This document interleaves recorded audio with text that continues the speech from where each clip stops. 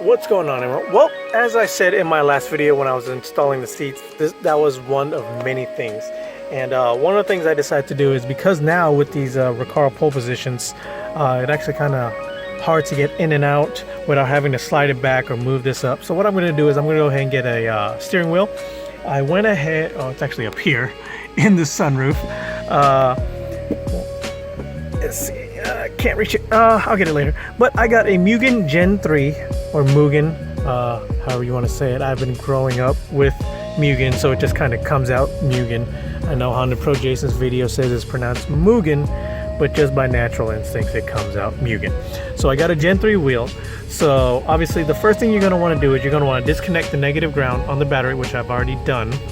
Next, you're going to want to go ahead and take what I have is I believe a 27 torque spit. You're going to want to go over here, get it in here, and loosen it up. Let's see if I can get this one-handed. Got it. I've already kind of pre-loosened them. Mine wasn't too tight. If it's anything like the Subaru, I don't believe they need to come out all the way. They just need to kind of be loose. And then there is another one on the corresponding side. Let's see here. Got it. All right, there we go.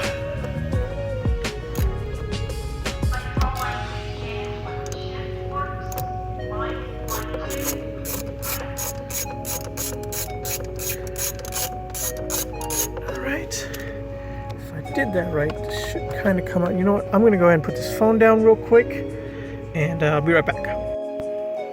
Okay, so it's not like the Subaru where it just kind of needs to be out a little bit. These need to come out all the way. Once you get those out all the way, just kind of like pull back on the airbag. And then right here, you're gonna want to disconnect these.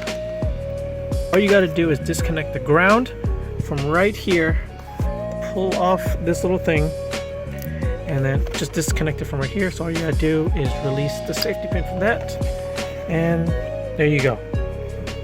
Now set that to the side.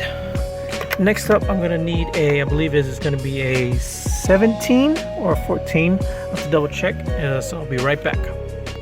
Okay, so you're gonna want to take your 14, take it there, loosen it up, kind of put it back on there a little bit. So you know what? Pass the camera to Mark.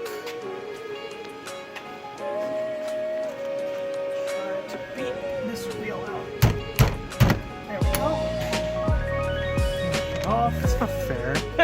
Easy. And you're gonna disconnect this blue clip right here. Make sure that doesn't get caught. Make sure you don't spin that. And yeah, there you go. Emma's got a new steering wheel. Emma's got a new play steering wheel. So now, I believe for my horn to work, we are gonna have to take this clip off. I know a lot of people just cut it, but here at Mark's shop, we have all the proper tools. So I'm going to give this to Mark to de-pin, and I'll show you that. If not, you can always just cut it and then rewire it so the horn works, but I'm going to let Mark de-pin it and show you how that's done afterwards. Okay, so now depending on which hub you get, I went with the NRG, the 131H. I'll leave all the product codes and links or in the description below. So now the NRG, what it comes with, it comes with a couple of these resistors. You're going to want to plug it right here. According to the forms, you're going to want to make sure you plug it into the smaller hole and not the bigger hole. So, 1 second. So pretty much this is how it's going to look. You're just going to want to take the little ends right here and then just kind of stick them in the little hole. And theoretically, this should stop your airbag light from coming on. I guess we'll find out soon enough once I finish everything. So, you know what? Let me go ahead and get this hub on. So, what did you figure out, Mark?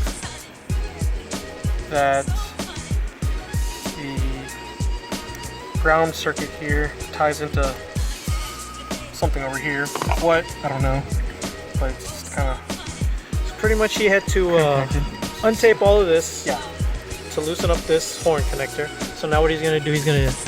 I don't know, I've seen most people, they just kind of snip right here or whatever, and they just kind of like go on their merry little way. But just in case I ever want to return to stock, we're going to go ahead and de-pin everything except for this one.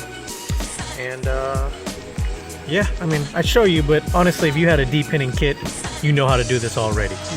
So I'm just going to go ahead and fast forward to when Mark is done. Alright, so once you get that clip off and then the horn wire, you're going to want to route it through this little hole right here along with the airbag lights. And then next you're going to want to go ahead and connect your horns. So, okay, so once you get everything routed through, go ahead and you can kind of like tuck this back there. What you're going to want to do is, it comes with a supplied ring. So you're going to put that ring, you're going to sandwich. What's the name of that ring, Anthony? It's a grounded ring, I think. Never ring, it just says a ring. It comes with two.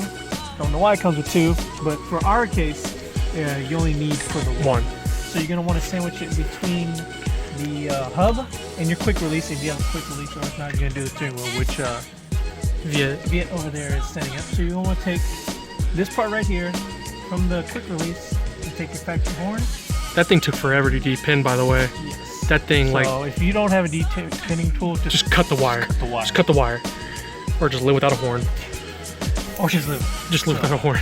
Once you plug that in, you're going to hear a click, so there's no question about whether that's in or not. And then go ahead and tuck that in. Oh yeah, also make sure the black one from the quick release is plugged in to the grounding ring.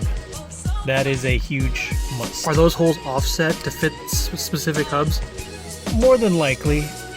Different hubs, different quick releases, what sizes. But I don't understand why an NRG one would come with so many different holes for NRG. But you're gonna want to take the supplied Allen heads. Very gingerly. Very gingerly line it up. Kind of start them by hand.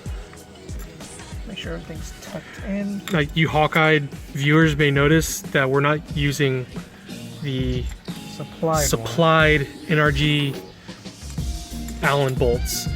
You know, we're actually going to be tracking this car. So, you know, we ran into problems on the STI, didn't we? Where those were starting to kind of, they were starting to kind of jangle. Yeah, they were kind of, when we pulled the hubs off the STI, we actually saw that they were backing out a little bit and they were kind of fraying along the collar of the bolt. So what we did was we jumped to a sturdier, longer, you know, beefier size Allen bolts.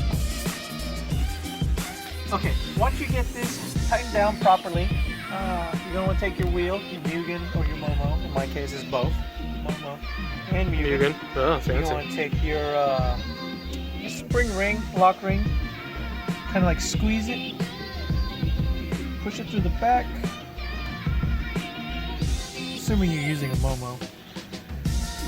Kind of like push it up a little bit to where it's protruding a little bit. You want to take your horn, once again if you're using a horn. You see this little grounding ring right here? You're going to want it to touch this right here. So you're going to want to like kind of like angle it in right there to get underneath the ring. And then kind of like push the rest of the pins in place.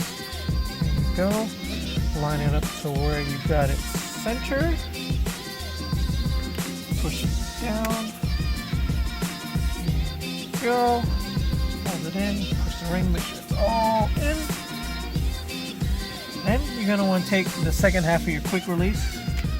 In my case, I think. So I don't know if they're, according to the Momo instructions, there's supposed to be a little tab right here. Mine doesn't have that for some reason. But you're going to want to take the yellow one from the NRG, kind of like plug it into the supplied one right here. Then what I found works best is kind of take this. Yes, this is ghetto. Wedge it in between somewhere. Tuck it in. Line it up. NRG actually right here. This part right here I believe is up top.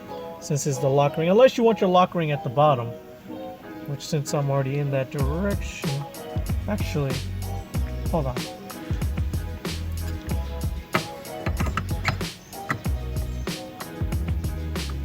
Yeah, no. So this part right here has to be up top. You live and you learn. So we re-angle everything. Put the yellow one back in. Kind of wedge this in somewhere. Just so it's where it's touching. And you're gonna want to kind of like squeeze that little spring ring in. Line up with your holes. Find a set of holes that match your steering wheel. Think that just double check. Yeah, no. Right here. These are the ones that match mine. Kind of push that in. Make sure it's all in. Make sure that you can still center. Which is not. Funny story on the STI. I shifted his around one time, and it was hysterical to watch him freak out about it. He got off the track one day and he was like, my thing shifted. I need to fix this. Yeah, this is bothering me. And the spring ring, as you could tell, is definitely doing its job of preventing that from moving. I have to pull it back up. Now, you're going to want to go to Home Depot. I couldn't find the black ones at Home Depot. They're kind of like a recessed head. Countersink. I got these off Amazon, but you can get these at, you can get silver ones at Home Depot. The one thing that we've recommend is to put one in. If you're gonna use a horn, thread one, button it down, snug, and then put the hub on, or put the wheel on the hub, and make sure your horn works. Yes. So just two in.